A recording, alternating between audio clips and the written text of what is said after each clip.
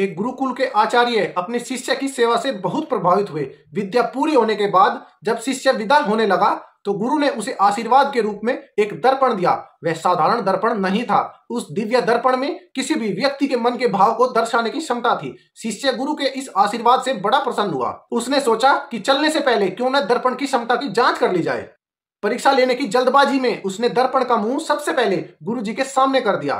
शिष्य को तो सदमा लग गया। दर्पण जो दिखा रहा था उससे गुरुजी के हृदय में मोह, अहंकार, क्रोध आदि दुर्गुण स्पष्ट नजर आ रहे थे। मेरे आदर्श गुरुजी इतने अवगुणों से भरे हैं, यह सोचकर वह बहुत दुखी हुआ। दुखी मन से वह दर्पण लेकर गुरुकुल से रवाना तो हो गया, लेकिन रास्ते भर मन में एक ही बात चलती रही। जिन गुरुजी को समस्त दुर्गुणों से रहित एक आदर्श पुरुष समझता था, उनको दर्पण ने तो कुछ और ही बता दिया। उसके हाथ में दूसरों को परखने का यंत्र आ गया था, इसलिए उसे जो भी मिलता उसकी परीक्षा ले लेता। उसने अपने कई इष्ट मित्रों तथा अन्य कई परिचितों के सामने दर्पण रखकर उनकी परीक्षा ली।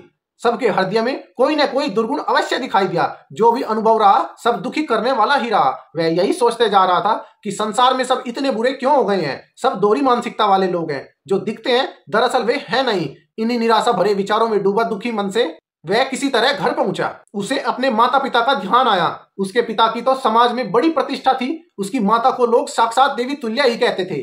तो इनकी परीक्षा हो जाए।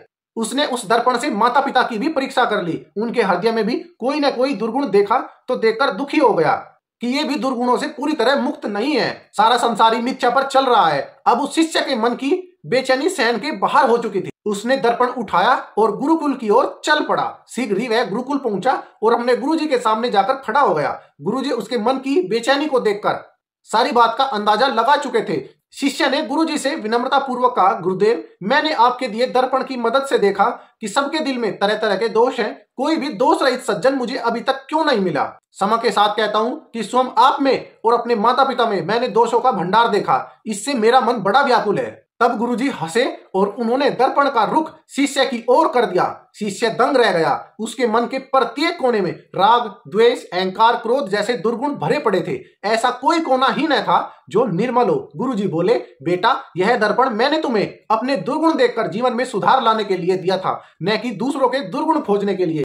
जितना समय तुमने दूसरों के दुर्गुण देखने में लगाया, उतना समय यदि तुमने स्वयं को सुधारने में लगाया होता तो अब तक तुम्हारा व्यक्तित्व बदल चुका होता। दोस्तों, आप सभी इस वीडियो से क्या सीखे हमें कमेंट सेक्शन में जरूर बताएं और जाते जाते चैनल को सब्सक्राइब जरूर कर लीजिए।